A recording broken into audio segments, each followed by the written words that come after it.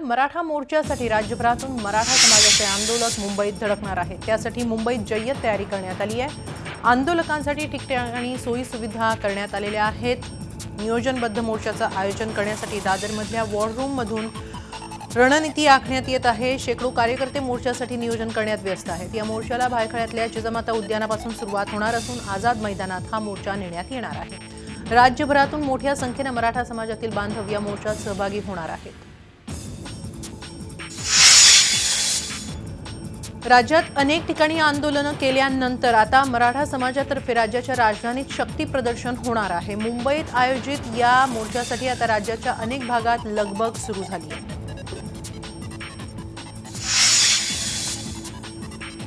मुंबईत होणाऱ्या मराठा मोर्चासाठी पुण्यातून सुमारे 1 लाख लोक येत आहेत। यातील अधिकाधिक संख्या रेल्वेनं मुंबईत पोहोचेल असा आयोजकांचा प्रयत्न आहे। त्याचप्रमाणे मोर्चाच्या नियोजनासाठी स्वयंसेवकांची पथकही मुंबईच्या दिशेने रवाना होत आहेत। मुंबईत निघणाऱ्या मराठा क्रांती मूक मोर्चासाठी जालना जिल्ह्यातूनही हजारो मराठा बांधव रवाना झाले आहेत। मराठा समाजाला आरक्षण देण्यात यावं, कोपर्डी घटनेतील आरोपींना फाशीची शिक्षा देण्यात यावी या 2 प्रमुख मागण्यांसह इतर मागण्यांसाठी मराठा क्रांती मूक मोर्चाचं आयोजन करण्यात आलंय। त्या पार्श्वभूमीवर जालना जिल्ह्यातील परतूर आणि जालना या ठिकाणी जनजागृती रॅली देखील काढण्यात आल्या होत्या। एक मराठा लाख मराठा या घोषवाक्याखाली संपूर्ण मराठा समाज एकवटलाय। संपूर्ण राज्यात जिल्हानिहाय मूकमोर्चे निघाल्यानंतर मोठ्या संख्येने मुंबईत मूकमोर्चा निघणार आहे। मुंबई एंट्री पॉइंटवर ठाणे जिल्ह्याचे पालकमंत्री एकनाथ शिंदे यांच्या वतीनं राहण्याची सोय तसंच जेवण आणि नाश्त्याची व्यवस्था करण्यात आली आहे। गाड्यांसाठी पार्किंगची व्यवस्था तसंच मोबाईल टॉयलेटची सुविधा देखील करण्यात आली आहे। त्याचबरोबर मार्गदर्शन करण्यासाठी स्वयंसेवक तैनात करण्यात आले।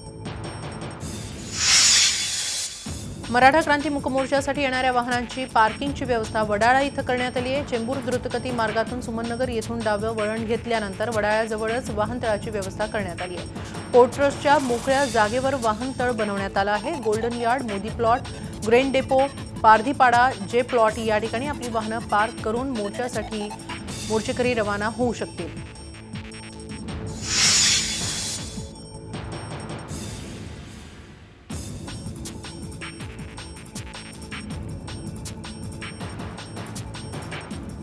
पश्चिम महाराष्ट्र कोकणामधून येणाऱ्या मराठा क्रांती मोर्चेकरांना नवी मुंबईमधून मुंबईत जावं लागणार आहे। हजारोंच्या संख्येने वाहनं मुंबईला येणार असल्यानं वाहतूक कोंडी होण्याची शक्यता आहे। मुंबई मराठा क्रांती मोर्चा टीमनं मुंबईमध्ये वाहनांच्या पार्किंगची व्यवस्था केली आहे। मात्र वाहनं जास्त येणार असल्यानं खबरदारीचा उपाय म्हणून नवी मुंबई टीमनं वाहनांची व्यवस्था केलेली आहे। सातारा, सांगली, कोल्हापूरमधून येणाऱ्या वाहनांसाठी एपीएमसी मार्केटमध्ये सोय करण्यात आली आहे। तर कोकणातून येणाऱ्या वाहनांसाठी करावे इथल्या तांडेल मैदानात सोय करण्यात आली आहे। अहमदनगर, पुणे, मुंबई एक्सप्रेस मार्गावरून येणाऱ्यांसाठी खांडेश्वर आणि खारघर इथं पार्किंग व्यवस्था करण्यात आली आहे। तसंच शौचालय, नाश्त्याची सोयही करण्यात आली आहे। मुंबईतील पदपथांवर मराठा मोर्चाचं वातावरण दिसू लागलंय। मराठा मूक क्रांती मोर्चात मोठ्या प्रमाणात सहभागी होण्यासाठी खास तयारी करण्यात येत आहे। खास मराठा हा टॅटू गोंधवून मोर्चासाठी तरुण सज्ज झालेत। आतापर्यंत 500 जणांनी हे टॅटू काढून घेतले आहेत। इतकंच नाही तर खास मोर्चात सहभागी होण्यासाठी टी-शर्ट्सची विक्रीही होतीये। मराठा आरक्षणासह विविध मागण्यांसाठी निघणाऱ्या मराठा क्रांती मोर्चाच्या पार्श्वभूमीवर सरकारकडून आंदोलकांशी चर्चा करण्याचा प्रयत्न सुरू आहे। महसूल मंत्री चंद्रकांत पाटील यांनी 2 दिवसांपूर्वी मोर्चेकऱ्यांच्या शिष्टमंडळाला चर्चेसाठी येण्याचं आवाहन केलं होतं। मात्र अजून तरी मराठा क्रांती मोर्चाकडून चर्चेबाबत सरकारला कोणताही प्रतिसाद मिळालेला नाही। मुंबईत मराठा क्रांती मोर्चा निघणार असून अद्याप सरकार आणि आंदोलनकर्त्यांमध्ये चर्चा झालेली नाही। त्यामुळे मोर्चापूर्वी सरकारची आंदोलकांबरोबर चर्चा होणार का याबाबत प्रश्नचिन्ह आहे। मुंबईत होणाऱ्या मराठा क्रांती मूक मोर्चाचे विधान परिषदेत पडसाद उमटले। आमदार विनायक मेटेंनी मराठा आरक्षणावर चर्चा करण्याची मागणी केली। त्यावर धनंजय मुंडेंनी चर्चा नको, आरक्षण द्या अशी मागणी करत सरकारवर कुरघोडी केली। त्यानंतर गोंधळ वाढल्यामुळे विधान परिषदेचं कामकाज दिवसभरासाठी तहकूब करण्यात आलं।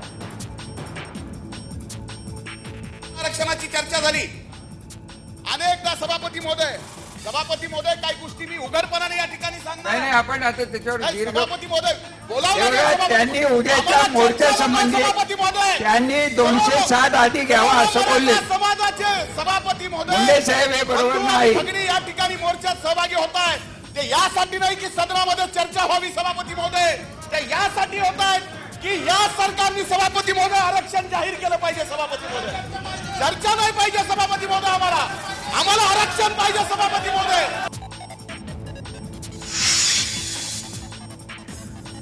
विधिमंडळाच्या पावसाळी अधिवेशनाच्या शेवटच्या आठवड्याची सुरुवात वादळी ठरली. विधानसभेत प्रश्नोत्तराच्या तासाच्या सुरुवातीला विरोधी पक्षनेते राधाकृष्ण विखे पाटलांनी गृहनिर्माण मंत्री प्रकाश मेहतांवर पुन्हा एकदा भ्रष्टाचाराचे आरोप केले. विखे पाटलांनी मेहतांच्या चिरंजीवांच्या चाळीतील खोलीचा उल्लेख करून आरोपांची मालिका आणखी पुढे नेली. तर माजी उपमुख्यमंत्री अजित पवारांनी उद्योगमंत्री सुभाष देसाईंच्या खात्यात हजारो कोटींचा भ्रष्टाचार झाल्याचा आरोप केला. देसाईंनीही त्याला उत्तर देताना सगळे निर्णय जनहिताचेच असल्याचं सांगून जमिनीचं आरक्षण हटवल्यानं जनतेचाच फायदा होणार असल्याचं म्हटलंय. सभागृहाला पण अध्यक्ष महोदय आश्चर्य वाटेल, 31,050 एकर जमीन या उद्योग मंत्र्यांनी स्वतःच्या कारकिर्दीमध्ये त्या ठिकाणी विना अधिसूचित केलेलं क्षेत्र आहे ते त्यांनी त्या ठिकाणी वगळलेलं. अशा पद्धतीनं जर हजारो म्हणजे एकीकडे तुम्ही मेक इन इंडिया आणि मेक इन महाराष्ट्राची भाषा करता आणि ती भाषा करत असताना उद्योगपतींना इथं येण्याच्या करता जमिनीची गरज आहे आणि 31,000 एकर, मी एकरचा शब्द, 31,000 एकराची किंमत काय झाली आज जर बघितलं तर जवळपास 50,000 कोटी रुपयाचा इथं घोटाळा झालेला आहे. अध्यक्ष महोदय, विरोधी पक्ष नेत्यांनी आणि गटनेत्यांनी मांडलेल्या प्रत्येक मुद्द्यावर माझ्याकडे उत्तर आहे. ते स्वस्तिकचं नाव घेतात, ते अर्ज आल्यानंतर खात्याकडे आम्ही पाठवलं, तपासून सादर करा. तेव्हा खात्याने सांगितलं, MIDCने सांगितलं की मोठ्या प्रमाणात जमिनी इथे यापूर्वी वगळल्या गेलेत, उरलेलं क्षेत्र हे विखुरलेल्या स्वरूपात आहे, तिथे शेतकऱ्यांचा विरोध आहे, तिथे जमिनीची मोजणी सुद्धा करू दिली जात नाही. आणि जिल्हाधिकाऱ्यांनी निरोप दिला नाशिकच्या की या ठिकाणी जमिनीची किंमत अवास्तव मागितली जाते, 3 कोटी रुपये एकरी द्या म्हणून मागणी केली आहे. हे शक्य नाही. हा जिल्हाधिकाऱ्यांचा रिपोर्ट आल्यामुळे MIDCने आम्हाला अहवाल दिला की उरलेलं सगळं क्षेत्र वगळण्यात यावं. काँग्रेस आमदार बाळासाहेब थोरात यांनी युती शासनाच्या कर्जमाफी योजनेचा खरपूस समाचार घेतला. आघाडी सरकारनं 71,000 कोटींची कर्जमाफी केली होती, मात्र त्यावेळी कुठलेही फॉर्म भरून घेतले नव्हते. मात्र आता भाजप सरकारनं माफीनामाच लिहून घेण्याचं काम सुरू केल्याचं थोरातांनी म्हटलंय. संगमनेर तालुक्यातल्या वरुडी फाटा इथं बाळेश्वर मंदिर कमानीच्या उद्घाटन प्रसंगी ते बोलत होते. महाराष्ट्रात सध्या पावसानं दडी मारली असली तरी 12 ऑगस्ट नंतर राज्यात पुन्हा एकदा पाऊस सक्रिय होणार असल्याचा अंदाज हवामान खात्यानं वर्तवला. येत्या आठवड्याभरानंतर राज्यात पावसाची चांगली परिस्थिती निर्माण होणार आहे. सध्या दक्षिणेकडून वारे वाहत असल्यानं कोकणात मध्यम स्वरूपाचा पाऊस पडू शकतो अशी शक्यता हवामान खात्यानं वर्तवली आहे. येत्या 24 तासात विदर्भात मुसळधार पावसाचा अंदाज मुंबईतील कुलाबा वेधशाळेनं वर्तवला आहे.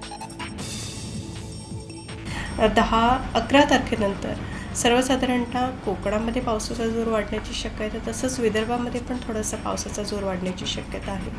मराठवाडा मध्य महाराष्ट्रामध्ये तुरळक पावसाच्या सरी असणार आहे. याच्यामागचं कारण म्हणजे कमी दाबाचं क्षेत्र जे बंगालच्या उपसागरामध्ये तयार झालेलं आहे किंवा 10 तारखेला आपण अपेक्षित करतो आहे की ते थोडंसं इंटेन्सिफाय होऊन नॉर्थ वेस्टर्ली डायरेक्शनला म्हणजे सरकेल. त्याच्या अनुषंगाने विदर्भ आणि काही भाग मराठवाड्याचा याच्यामध्ये पाऊस पडण्याची शक्यता आहे. गेल्या 20 दिवसांपासून भंडारा जिल्ह्यात पावसानं पाठ फिरवली होती. मात्र काल रात्री झालेल्या पावसामुळे काही तालुक्यातील शेतकऱ्यांना कमी प्रमाणात का होईना दिलासा मिळाला आहे. तर आज सकाळपासूनच जिल्ह्यातील अनेक तालुक्यात रिमझिम पावसाची संततधार असल्यामुळे अनेक तालुक्यांना दिलासा मिळाला आहे. आतापर्यंत जिल्ह्यात 62% इतका पाऊस झाला असला तरीही शेतकऱ्यांना दमदार पावसाची प्रतीक्षा आहे. येत्या 24 तासात पूर्ण विदर्भात मुसळधार पावसाचा अंदाज हवामान खात्यानं व्यक्त केला आहे. गोंदिया जिल्ह्यातील शेतकरी सुद्धा पावसाची आतुरतेनं वाट पाहत आहेत. या ठिकाणी असलेले सिंचन प्रकल्पाचे पाणी फक्त मोठ्या समूहालाच आहेत का असा प्रश्न इथल्या शेतकऱ्यांनी उपस्थित केला. या अनुषंगानं तिरोडा आणि गोरेगाव विधानसभा क्षेत्राचे भाजपचे आमदार आणि शेतकरी यांच्यात महत्त्वपूर्ण बैठक पार पडली.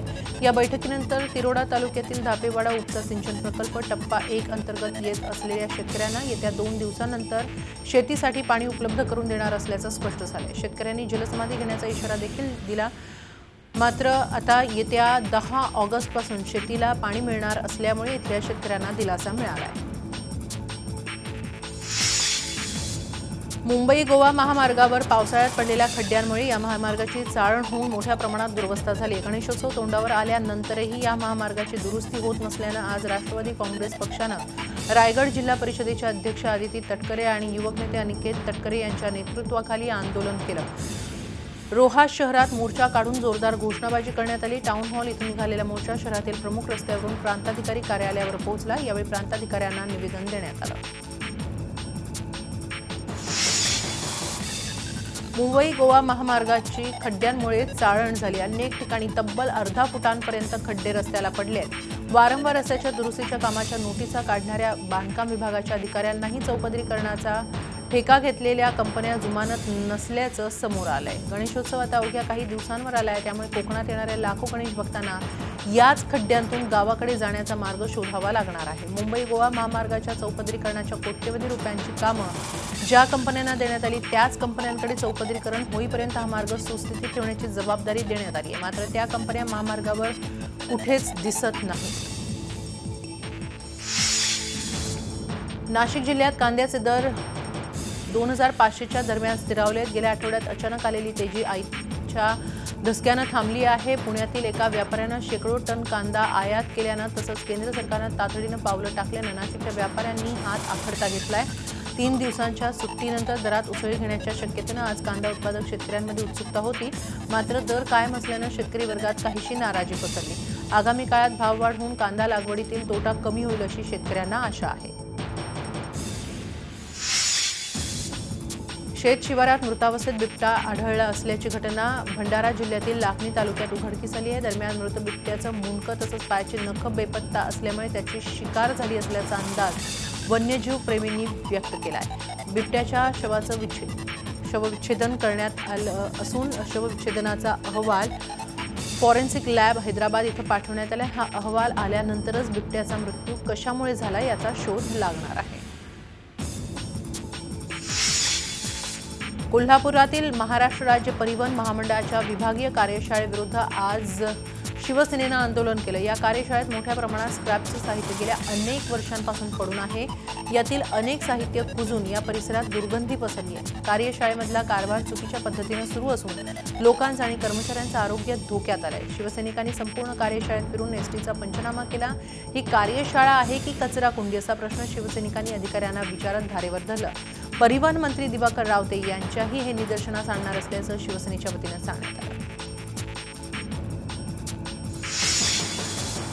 MIDCसाठी संपादित केलेल्या जमिनीचा मोबदला देण्यासाठी टाळाटाळ केल्यानं यवतमाळच्या SDO आणि MIDC कार्यालयावर जप्तीची नामुष्की आली आहे। या कार्यालयातील खुर्ची, मॉनिटर, CPU, प्रिंटर आदी साहित्य जप्त करून नंतर त्या सुपूर्द नाम्यावर परत देण्यात आल्या। लोहारा येथील लक्ष्मण बोरखडे यांची 19 एकर जमीन यवतमाळ MIDCसाठी 1997 मध्ये संपादित करण्यात आली। यासाठी 1,10,000 हेक्टर प्रमाणे मोबदला दिला होता। मात्र लक्ष्मण बोरखडे यांनी वाढीव मोबदल्यासाठी दिवाणी न्यायालयात पिटिशन दाखल केलं। SDO, जिल्हाधिकारी आणि MIDC कार्यालयानं मोबदला दिला नाही म्हणून अर्जदारानं विद्यमान न्यायालयातून जप्तीचे आदेश आणले होते। जालन्यातील परतूरमध्ये भारतीय लष्कराच्या 2 हेलिकॉप्टर्स अचानक लँडिंग करण्यात आलं। त्यामुळे शहरातील नागरिकांनी घटनास्थळी मोठी गर्दी केली होती। मात्र लष्कराच्या जवानांनी अचानक लँडिंग का केलं याची लष्कराच्या हेलिकॉप्टर्स अशाच प्रकारे 10 मिनिटांसाठी अचानक लँडिंग करण्यात आलं होतं। मात्र परतूरमध्ये लष्कराच्या 2 हेलिकॉप्टर्सचं रेल्वे गेट परिसरातील पारडगाव शिवारातील माळरानावर अचानक लँडिंग करण्याचं कारण कळू शकलेलं नाही। दरम्यान 10 मिनिटांच्या लँडिंगनंतर दोन्ही हेलिकॉप्टर्सनी पुन्हा टेक ऑफ केलं। आर्मी, नेव्ही, एअरफोर्समध्ये भक्कम पगाराची नोकरी मिळवण्याचं आमिष दाखवून अनेक विद्यार्थ्यांची फसवणूक झाल्याचं उघड झालंय। अमरावती जिल्ह्यातील अंजनगाव सुर्जी इथल्या विश्वजित रायलकर यानं वंदे मातरम करिअर अकॅडमी तर योगेश इसोकार यानं सैनिक करिअर अकॅडमीची स्थापना केली होती। वृत्तपत्रांमध्ये मोठमोठ्या जाहिराती देऊन नोकरी देण्याचं आमिष दाखवलं होतं। फुकटात कुणी नोकरी देणार नाही, त्यामुळे 3 लाख रुपये द्या, तुम्हाला नोकरीला लावून देतो, याची जबाबदारी माझी अशी बतावणी करून ग्रामीण भागातील युवकांची लाखो रुपयांसाठी फसवणूक या दोघांनी केली आहे। फसवणूक झाल्याचं समजताच 2 युवकांनी केलेल्या तक्रारीनंतर या दोघांनाही पोलिसांनी अटक केली आहे। न्यायालयानंही या प्रकरणाचं गांभीर्य लक्षात घेत दोन्ही आरोपींना 8 दिवसांची पोलीस कोठडी सुनावली। जवळपास 50 ते 60 विद्यार्थ्यांची फसवणूक झाल्याचं उघड झालंय। मुंबई विद्यापीठाच्या निकालाच्या घोळाविरोधात सर्व स्तरातून निषेध व्यक्त केला जातोय। आजही पदवीचे सर्व निकाल जाहीर झालेले नाहीत, त्यामुळे कुलपती C. विद्यासागर राव यांच्याकडे आता विद्यार्थी प्राध्यापकांच्या सह्या पाठवल्या जाणार आहेत। यासाठी बुकटू या प्राध्यापकांच्या संघटनेकडून मुंबई विद्यापीठात आज सह्यांची मोहीम राबवण्यात आली. ज्येष्ठ साहित्यिक भीमराव गस्ती यांचं आज कोल्हापुरात दीर्घ आजारानं निधन झालं. ते 67 वर्षांचे होते. गस्ती यांनी देवदासी प्रथा नष्ट व्हावी यासाठी आयुष्यभर प्रयत्न केले. देवदासी महिलांच्या प्रश्नांच्या सोडवणुकीसाठी आणि बेरड रामोशी समाजाच्या विकासासाठी उत्थान ही सामाजिक संस्था त्यांनी सुरू केली. बेळगावमधील यमुनापूर इथं या संस्थेचं काम चालतं. महाराष्ट्र, कर्नाटक, आंध्र प्रदेश आणि राज्यांमध्ये त्यांच्या कामाचा विस्तार होता. बेरड आणि आक्रोश या त्यांच्या पुस्तकांना अनेक पुरस्कार मिळाले. सांजवारा हे त्यांचं पुस्तकही प्रसिद्ध आहे. पुण्यातील ज्ञानप्रबोधिनी आणि स्वरूपवर्धिनी या संस्थांशी त्यांचे घनिष्ठ संबंध होते. भटके विमुक्त विकास प्रतिष्ठान या संस्थेचे ते अनेक वर्ष उपाध्यक्ष होते. मुंबईतील मालाड पूर्वेतील गोविंदनगर इथं पोद्दार इंटरनॅशनल शाळेत नर्सरीत शिकत असणाऱ्या 4 वर्षाच्या मुलीवर शाळेतील शिपायानं वॉशरूममध्ये लैंगिक अत्याचार केल्याची घटना उघडकीस आली आहे. या शाळेतील शिपायानं 5 ऑगस्ट रोजी शाळेतील वॉशरूममध्ये अत्याचार केल्याचं त्या मुलीच्या आईनं पोलिसांना दिलेल्या तक्रारीत म्हटलंय. या घटनेमुळे शाळेतील सर्व पालकांनी शाळेच्या प्रवेशद्वारावर रोष व्यक्त केला. आरोपीवर पॉस्को अंतर्गत गुन्ह्याची नोंद दिंडोशी पोलिसांनी केली असून त्याला 11 ऑगस्टपर्यंत पोलीस कोठडी सुनावण्यात आली आहे. दिलेल्या मुदतीत आयकर भरणाऱ्यांची संख्या यावर्षी वाढली आहे. नोटाबंदीनंतर देशातल्या आयकर विवरणपत्राद्वारे वेळेत संपत्ती जाहीर करणाऱ्यांच्या संख्येत तब्बल 24% वाढ झाली. 5 ऑगस्टला संपलेल्या मुदतीत देशातल्या तब्बल 2,82,00,000 लोकांनी आयकर विवरणपत्र भरली आहेत. ही संख्या गेल्या वर्षीच्या तुलनेत 24% अधिक आहे. सरकारनं नोटाबंदीपासून सुरू केलेल्या ऑपरेशन क्लीन मनीचं हे यश असल्याचं सूत्रांनी म्हटलंय.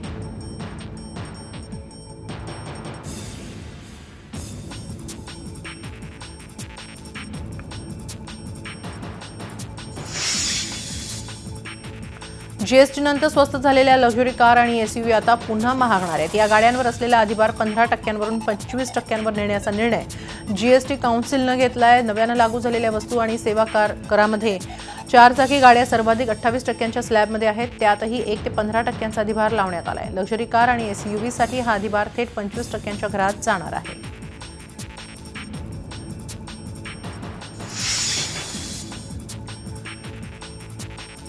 तुमच्या घरात फ्रीज किंवा एसी किंवा कार असेल तर यापुढे तुम्ही कोणत्याही सरकारी योजनेचा लाभ घेऊ शकणार नाही. कारण आता सरकारी योजनांचा लाभ घेणाऱ्या शहरी भागातल्या लाभार्थ्यांची पडताळणी करण्यात येणार असून तुमच्याकडे या बाबी असतील तर आपोआपच तुम्हाला या योजनांमधून वगळण्यात येणार आहे. बिबेक देब्रॉय यांच्या अध्यक्षतेखालील सामाजिक आर्थिक सर्व्हे समितीनं केंद्र सरकारला या शिफारशी केल्या आहेत. झी 24 तास रहा एक पाऊल पुढे.